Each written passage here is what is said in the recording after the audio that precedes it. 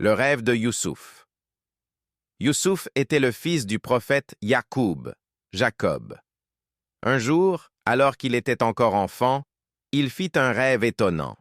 Il vit 11 étoiles, le soleil et la lune se prosterner devant lui. Son père comprit que ce rêve annonçait un grand destin pour lui.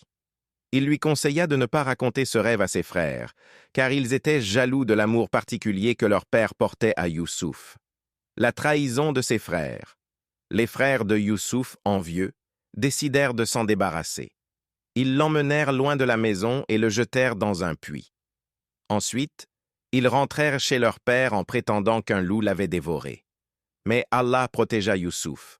Une caravane passa près du puits, le trouva et l'emmena en Égypte où il fut vendu comme esclave. La maison du gouverneur. En Égypte, Youssouf fut acheté par un haut responsable, souvent appelé Al-Aziz. Il grandit dans sa maison et devint un jeune homme beau, sage et noble. La femme du gouverneur tenta de le séduire, mais Youssouf refusa par crainte d'Allah. À cause de cela, il fut injustement emprisonné. En prison. En prison, Youssouf continua d'être patient et fidèle à Allah. Il interpréta les rêves de 2 prisonniers. Plus tard, lorsque le roi d'Égypte fit un rêve mystérieux, on se souvint de Youssouf. Il expliqua. En Coran, il est raconté que le pharaon d'Égypte opprimait les enfants d'Israël. Il faisait tuer les nouveau-nés garçons par peur de perdre son pouvoir après avoir entendu une prophétie annonçant la naissance d'un enfant qui causerait sa chute. La mère de Moussa reçut une inspiration divine, elle plaça son bébé dans un panier et le confia au fleuve Nil. Elle eut confiance en la promesse d'Allah qu'il le protégerait et le lui rendrait. Le panier fut trouvé par la famille du pharaon. Sa femme, Asiya, demanda qu'on épargne l'enfant. Ainsi, Moussa grandit dans le palais même du tyran, sans savoir encore sa véritable mission.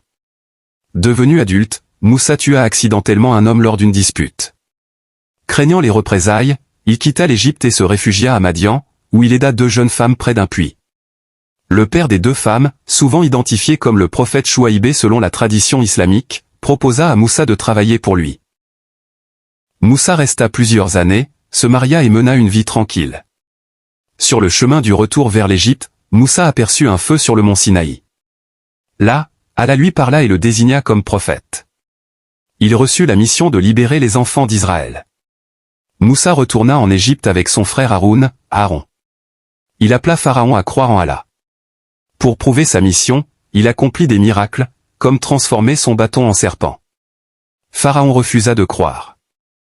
Allah envoya plusieurs signes. Inondations, sauterelles, sang et